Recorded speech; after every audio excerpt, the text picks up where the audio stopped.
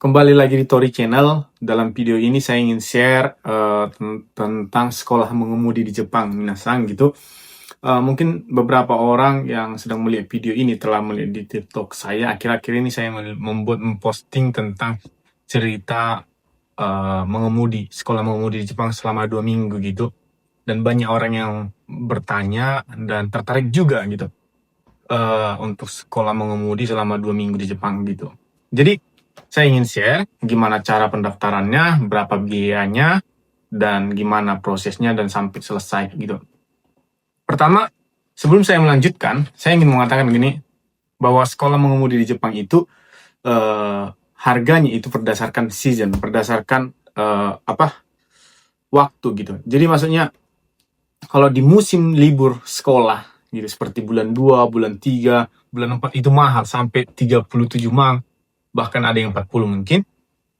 Tapi biasanya musim yang paling murah itu biasanya di musim 10 sampai bulan 12 gitu. Ya, sekitaran itu karena orang sedikit yang libur, jadi mereka membuat harganya murah supaya orang memaksakan diri untuk masuk gitu, seperti itu kira-kira. Nah, minasang, untuk sekolah mengemudi di Jepang, pertama itu dibagi jadi 2. Pertama, sekolah mengemudi Futsu itu ya kita daftar terus kita datang ke sekolah itu sesuka hati, di mana ada jam yang kita bisa gitu. Tapi ada batasan waktunya, biasanya sehari hanya mengemudi 1 jam gitu. Tetapi sampai selesai contohnya harus mengemudi latihan sampai 40 jam gitu, contohnya seperti itu. Tetapi memiliki batas waktu. Kalau yang Futsu yang biasa, jadi contoh dia hanya sampai 3 bulan kamu harus menyelesaikan, sampai 3 bulan atau paling lama sampai 3 bulan menyelesaikan kelasnya, menyelesaikan kelas tertulis, ujian tulisnya, menyelesaikan ujian mengemudi selama 3 bulan. Mungkin setelah pulang kerja kamu berangkat atau pas hari libur berangkat gitu. Jadi kita nggak usah ngambil libur gitu. Tetapi saya nggak ngambil yang itu gitu.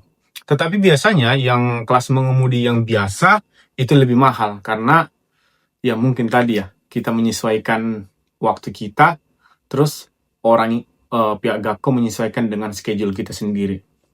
Tapi yang saya ambil itu minasang adalah kelas mengemudi yang menginap 2 minggu.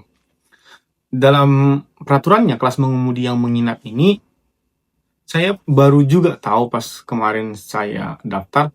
Saya kan tinggal di prefecture Fukuoka. Nah, saya itu dekat dari sini, ada namanya Karatsu, tetapi walaupun dekat, dia udah masuk ke dalam daerah prefecture Saga. Ternyata di dalam satu daerah, mereka nggak boleh mengikuti kelas mengemudi SIM yang menginap di daerah tersebut. Karena itu diperuntukkan dari orang-orang di luar gitu, dari luar-luar prefecture tersebut atau daerah tersebut. Contoh saya orang Fukuoka. Jadi saya kalau mau ngambil kelas mengemudi di Fukuoka, yang menginap nggak bisa, kata mereka gitu. Itu poin yang pertama teman-teman lihat. Kalau teman-teman tinggal di Tokyo, berarti harus mencari yang di luar Tokyo gitu. Yang kedua, waktu mengikuti kelas mengemudi minasang, kita harus booking di awal dulu. Di awal dulu caranya kita mau nge-booking di awal dulu. Kita telepon, setelah telepon langsung transfer. Setelah transfer, kita bisa mengikuti kelasnya gitu, pergi ke tempatnya. Nah, untuk yang saya ini minasang, yang saya daftar itu dia seharga 26 mang 4.000. Dalam 26 mang 4.000 ini terdapat penginapan hotel yang 1 kamar 1 orang, terus saat makan 3 kali sehari udah termasuk di dalamnya, terus kita belajar full selama 14 hari gitu. Nah, sistem belajarnya seperti ini minasang. Sebelum mau mulai pelajarannya, kita dikasih buku dulu. Pada banyak buku. Buku utamanya kita menggunakan ini. Kayaknya sama semua sekolah mengemudi juga menggunakan ini di mana-mana. Terus ada untuk buku-buku soal-soal latihan-latihan soal seperti ini. Terus ini OQQ, ini kayak panduan kayak darurat gitu waktu terjadi kecelakaan gitu minasang. Terus ini juga buku-bukunya juga tentang pelajarannya, dan ada satu lagi gitu. Oke, gitu. Dan di sini juga ada satu lagi. Jadi kira-kira ada sekitar 6 buku yang kita terima.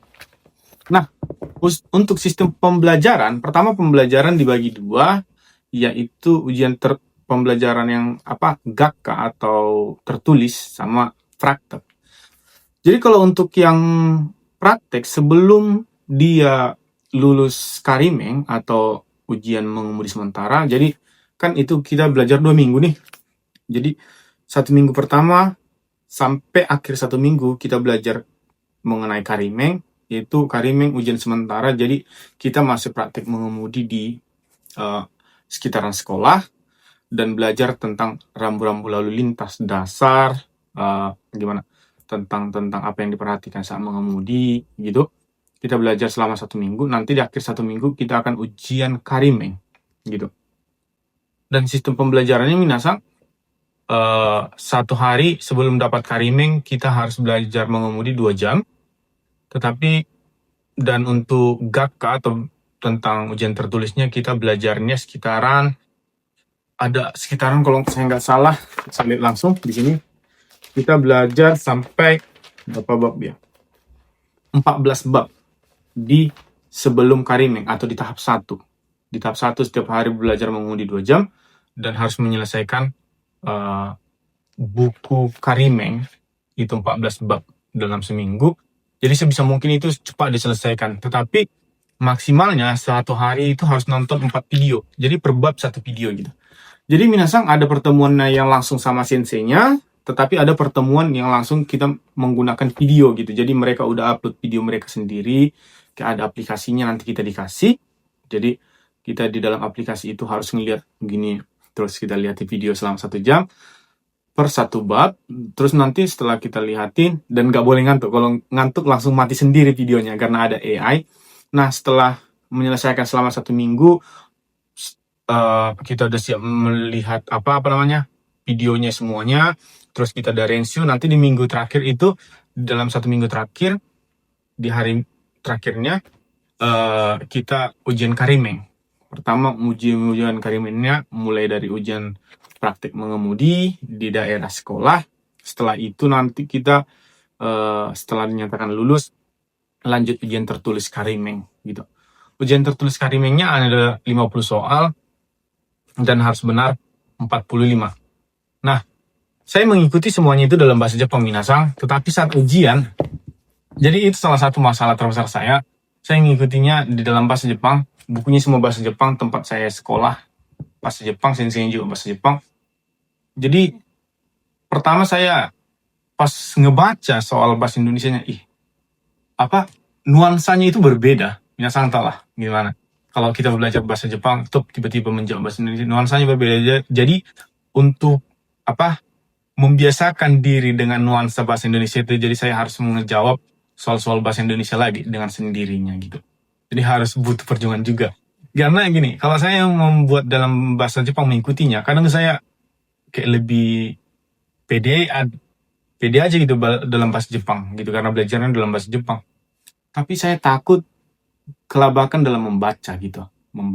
Karena bahasa Jepang ada sampai akhir, kalau nggak dibaca itu kan artinya berbeda ya. Kadang kita bahasa Indonesia mau setengah aja dibaca, kira-kira ini gitu kan minasang. Jadi saya berusaha untuk mengambil bahasa Indonesia. Setelah lulus Karimeng, jadi kita udah memiliki surat izin mengemudi sementara namanya untuk latihan.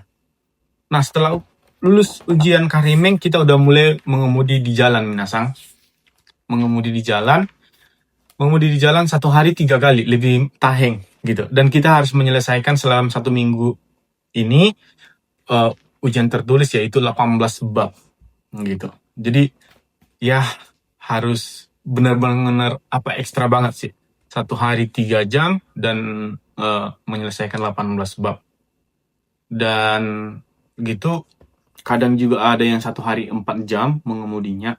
Benar-benar dipadatkan, karena biasanya untuk kelas mengemudi yang futsu itu sampai 3 bulanan gitu. Benar-benar dipadatkan. Jadi pulang dari Gakko juga kita ngejawab soal selalu gitu.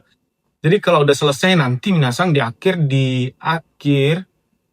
minggu kedua, jadi di Gakko itu kita hanya ujian mengemudi di lapangan langsung gitu.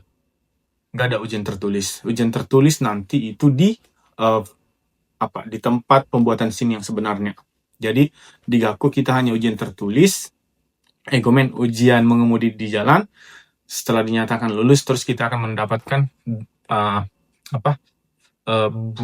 sertifikat kelulusan dan karimeng gitu. Jadi sertifikat kelulusan itu kok berlaku untuk 1 tahun, sedangkan karimeng itu berlaku untuk 6 bulan. Jadi selama kita memiliki ini, kita bisa mendaftar ke tempat pembuatan SIM untuk mengikuti ujian tertulis.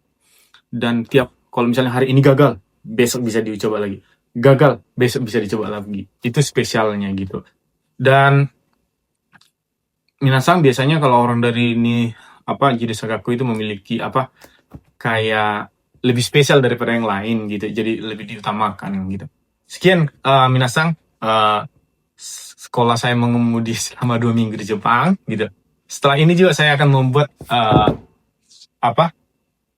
untuk kirikai menkyo di Jepang gitu. Karena saya juga pernah mencobanya gitu.